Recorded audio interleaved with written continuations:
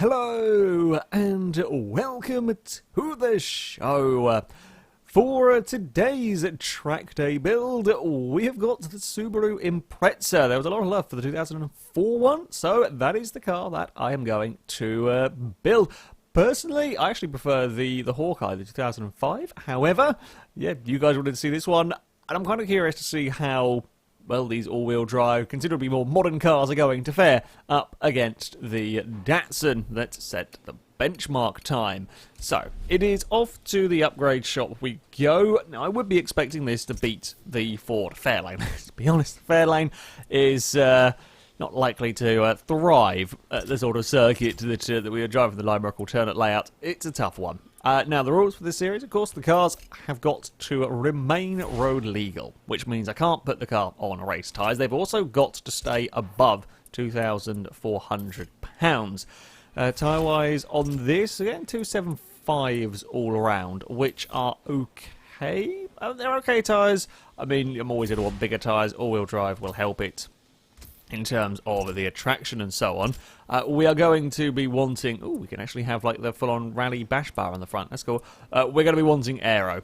We need the downforce on the car. So we will have, of course, the Forza parts. Unfortunately, we can't have Forza wing with the all-important tyre on the roof. The tyre on the roof is... Hold on. How is that tyre lighter than that wing? Because, I mean, the Subaru wing is fairly sizable to begin with. That doesn't make sense. None of the sense is made there, but the downforce is going to be required. These bumpers are all heavier, but add PI, I imagine, reduced... That is a hideous rear bumper. I don't quite understand any of that. These are the same... these are heavier, but reduced drag. I'm not sure I'm going to want any of them. And bonnets we can have... Okay, so we can have magically... we want the magically weight-reducing lights. Yes, that is an important thing for the for the car.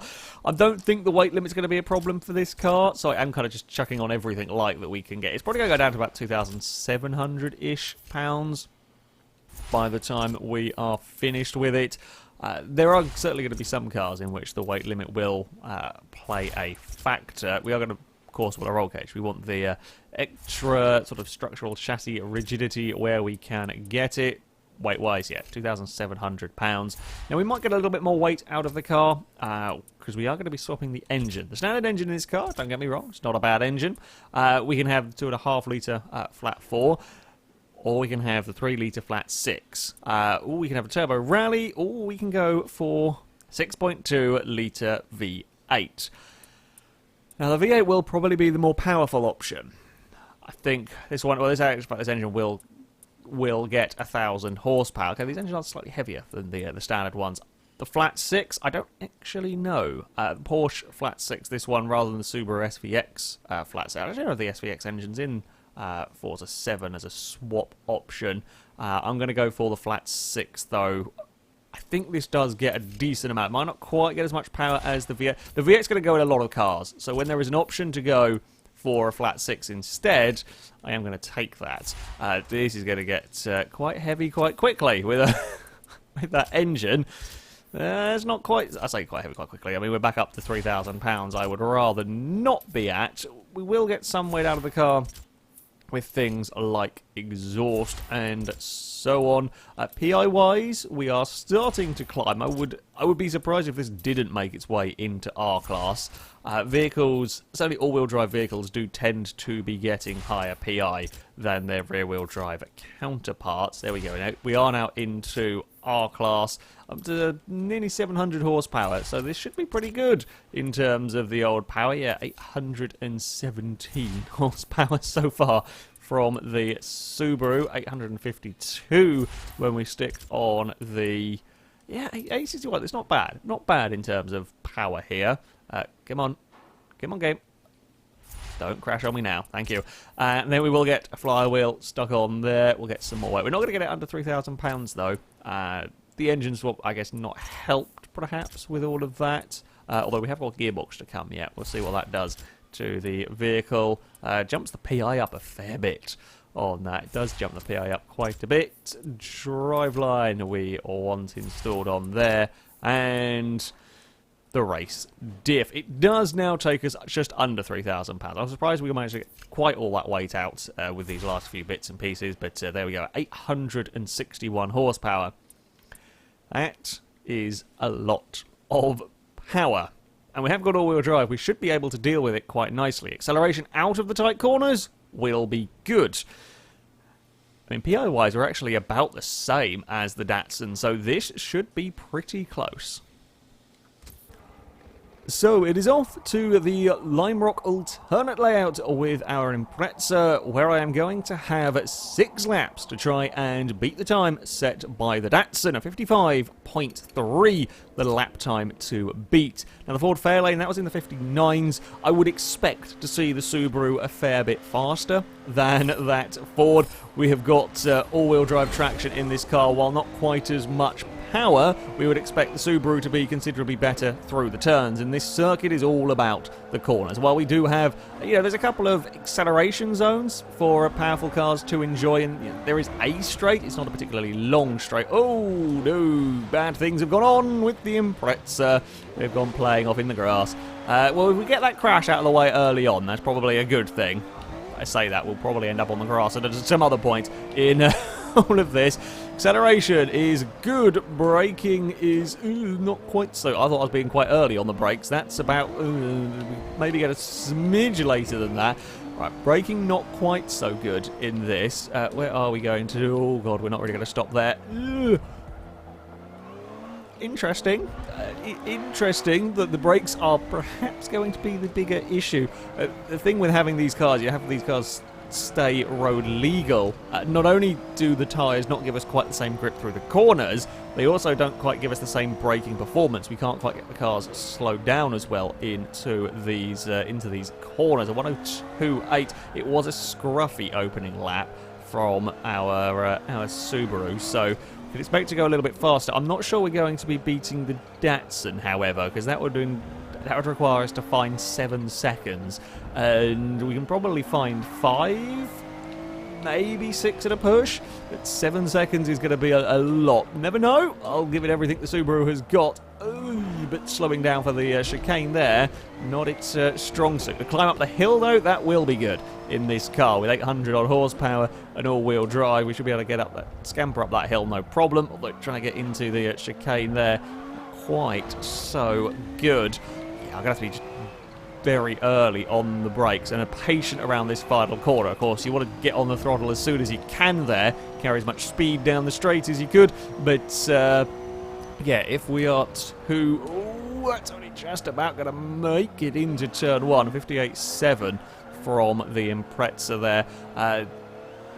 God, yeah, going to have to be, I think, early on the brakes into some of these corners, and focus on the exit. Kind of treat it like a point-and-squirt car, as that's probably going to be safest option with this, and I'll probably find more lap speed there than really asking silly questions of it into these braking zones. Like that, for example, nicely across the chicane there. We're half a second up. Oh, that's too late. That's way too late on the brakes into here. Because not only was that about as late as I did it last time, I was also going quicker because I got the chicane beforehand sorted. So, again, that's another thing to be aware of in a car like this. We're going to be getting some serious acceleration. And if we get a previous corner that bit better, you're going even faster into a braking zone. So they will change slightly.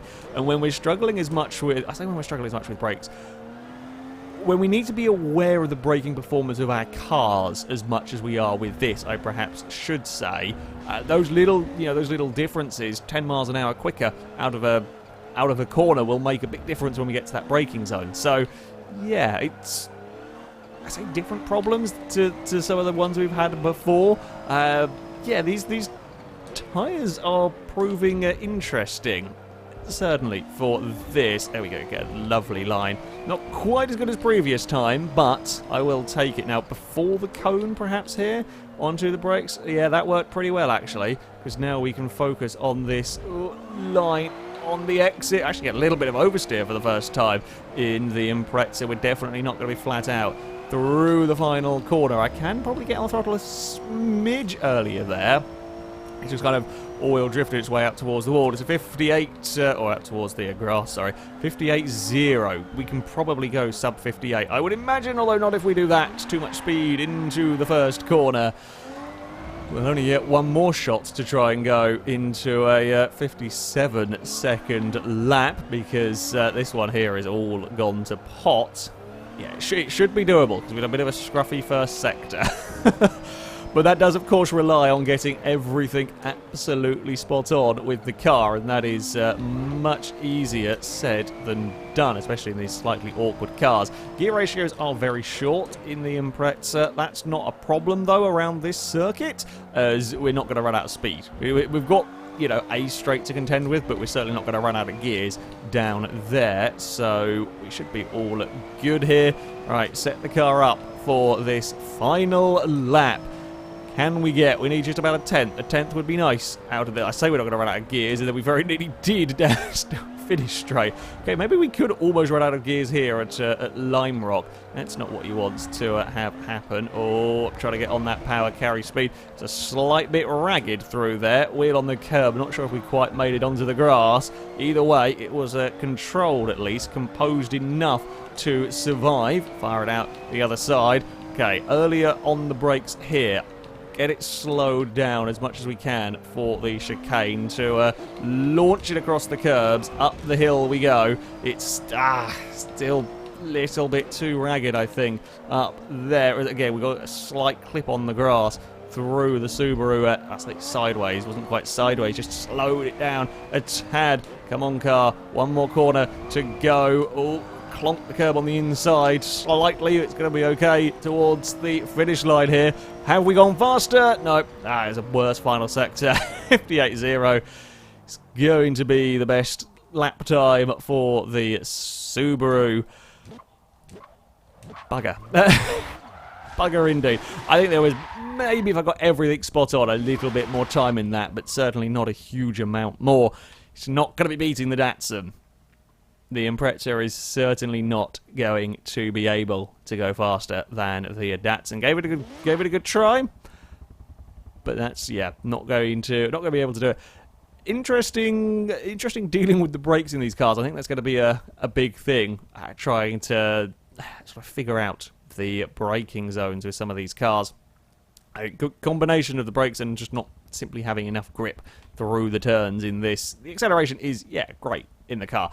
You've got to bear in mind the Datsun it was going up against was also very good. It might have been rear-wheel drive with a lot of power, but that was able to put a lot of its power down. So the all-wheel drive in this, perhaps not enough of an advantage. I think at the end of the day, we're probably going to need lighter cars if we're going to be fighting with that Datsun. Yeah, the Subaru gave it a go, and that's certainly not a bad lap time. Also, it puts into perspective a Fairlane. You know, the Ford Fairlane for a 60s muscle car factory drag racer, essentially. For something that's so very out of its comfort zone, the Impreza is not that far ahead of it. So yeah, it's a good time, I think, from the from the Fairlane. But that is going to be it for this video. Thank you very much for watching, and until next time, goodbye.